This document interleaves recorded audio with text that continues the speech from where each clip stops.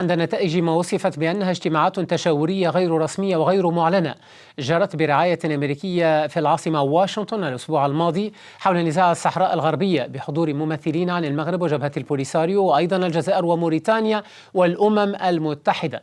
نتوقف هنا لنسأل عما إذا كانت الولايات المتحدة تتجه نحو فرض مقترح الحكم الذاتي المغربي كحل وحيد لحل النزاع كما ذكرت بعض المصادر.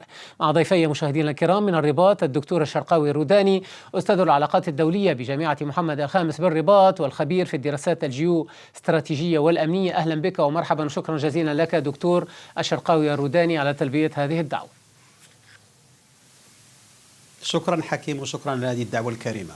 مرحبا، كل الترحيب بك ورحب بنا وأنت أيضا بضيفها هنا إلى جانبي في الأستوديو السيد أبي بشراي البشير المستشار الخاص لدى رئيس جبهة البوليساريو. سيد أبي بشراي البشير أهلا ومرحبا وشكرا جزيلا على تلبية هذه الدعوة. أهلا وسهلا، شكرا ومساء الخير لكل مشاهدي قناة فرانس 24. مرحبا بكم كل الترحيب، وأود أن أبدأ معكما لو سمحتما بالصيغة والشكل أولا قبل أن نتحدث عن المضمون.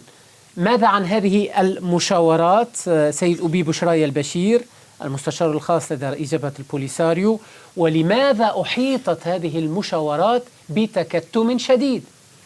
أعتقد بأنه بالفعل هذه المشاورات قد جرت على خلفية القرار الأخير لمجلس الأمن الدولي 2797 والذي أحدث زخما معينا يتعلق برغبة حقيقية في تسوية النزاع في الصحراء الغربية، ونعرف ما هو المسار الذي أخذته المصادقة على هذا القرار.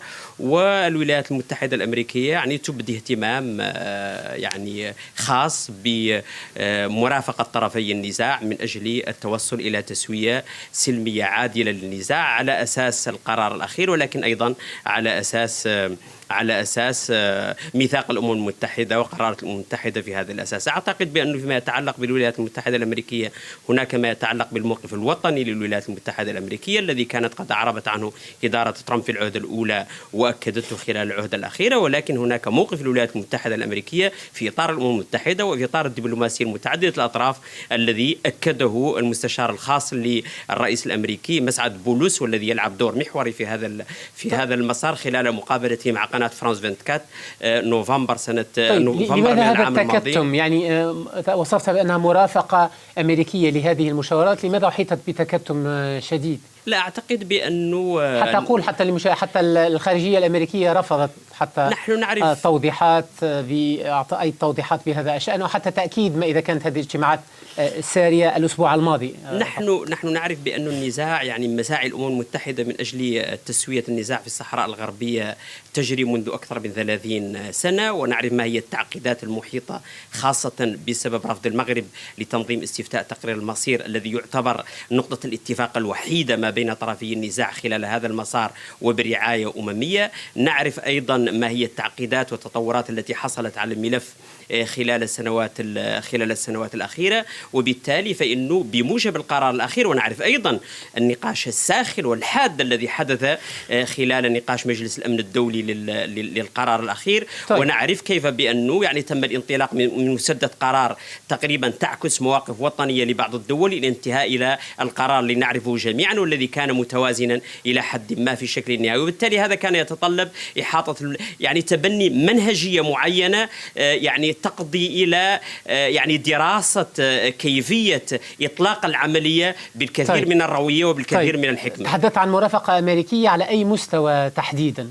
حتى نفهم من الذي قاد ربما هذه المشاورات؟ لا أعتقد بأن الإدارة الأمريكية بعثة الولايات المتحدة الأمريكية في الأمم المتحدة قد تكون كانت حاضرة في هذا المسار. أنت تعرف بأنه المحادثات في حد ذاتها لم يتم الإعلان عنها رسميا وربما هي رغبة في تبني منهجية معينة من أجل لعل الأمور تصل إلى سنأتي على المضمون خلال لحظات، ولكن أود أن أطرح السؤال على الدكتور الشرقاوي الروداني أستاذ العلاقات الدولية بجامعة محمد الخامس بالرباط. دائما من حيث الصيغة والشكل دكتور استسمحك قبل أن نتحدث عن المضمون، ماذا عن هذه المشاورات أيضا من وجهة نظرك؟ ما تعليقك على صيغة هذه المفاوضات غير الرسمية وغير المعلنة التي جرت الأسبوع الماضي برعاية من الإدارة الأمريكية، ولماذا لم تكن معلنة؟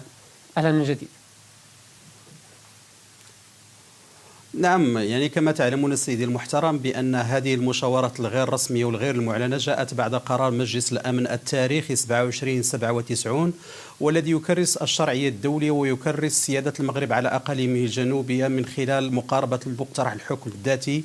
وهذا القرار الأممي كما تعلمون سيدي ويعلم الجميع بأنه أقبر جميع هوامش المناورات لأي رؤية انفصالية أو رؤية تضرب في الأمن والاستقرار داخل المنطقة. اليوم عندما نتكلم عن الولايات المتحدة الأمريكية نتكلم عن دولة قائدة صنفونية العلاقات الدولية.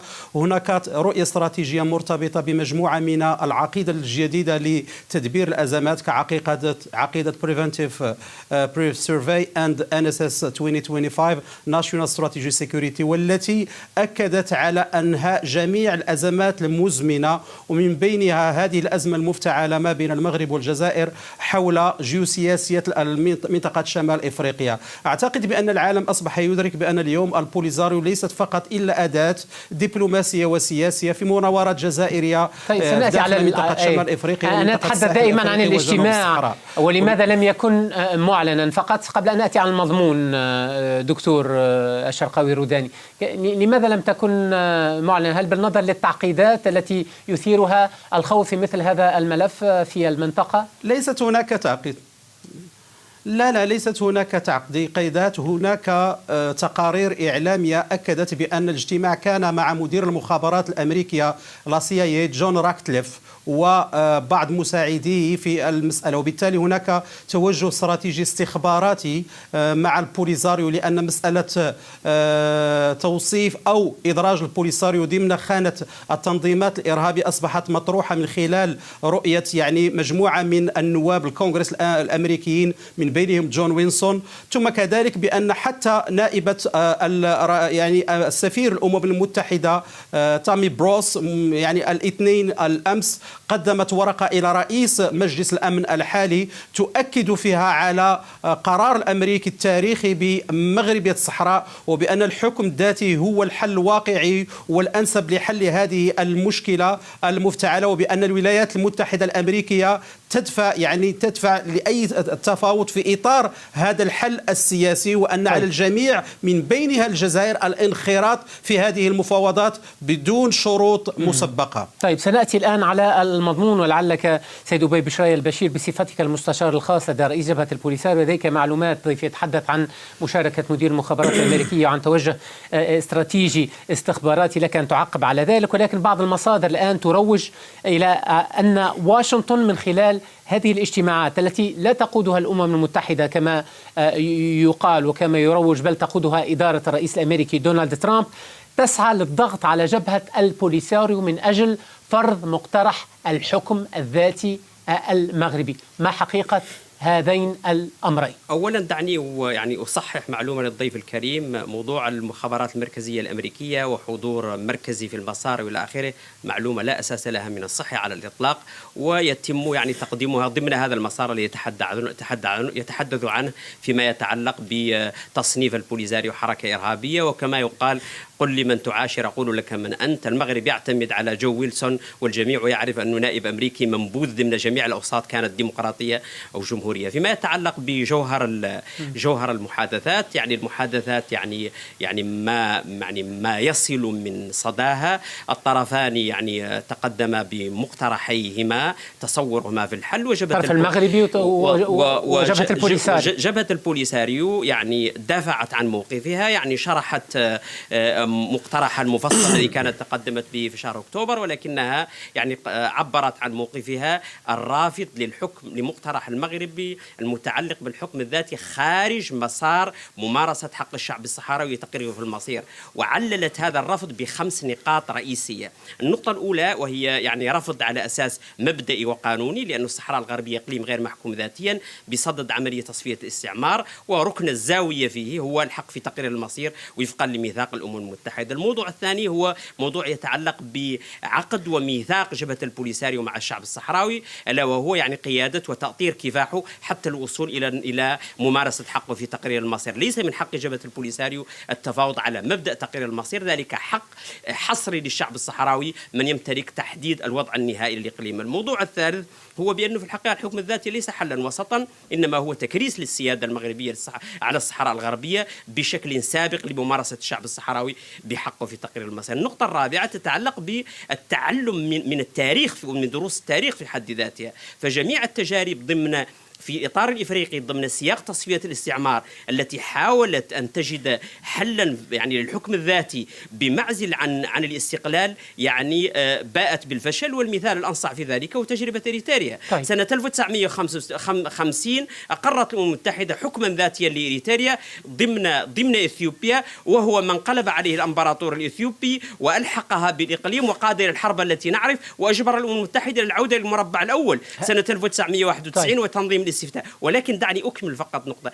النقطة الخامسة وهي مهمة جدا، وهي ما يتعلق بمستقبل منطقة شمال إفريقيا. فنحن نعرف بأن الشهية تأتي مع تناول الوجبة، وإذا في الحقيقة تم إقرار السيادة المغربية على الصحراء الغربية نعرف هذه العقيدة التوسعية الموجودة للمغرب وكيف سوف تطال تقريبا جميع دول. طيب، ولكن لم تجبني على سؤالي. هل لمستم توجها واضحا خلال هذه المشاورات لجهة دفع واشنطن نحو فرض مقترح الحكم الذاتي المغربي كحل وحيد لنزاع الصحراء الغربية؟ لا، على الإطلاق. المساعي الأمريكية المشتركة مع الأمم المتحدة بالمناسبة تأتي ضمن إطار قرار 2797 الذي كان قد حدد إطار الحل بأنه المقترحات موجودة. المقترح المغربي وإن كانت هناك تعبيرا عن أفضلية للمقترح، ولكنه ليس مقترحا وحيدا،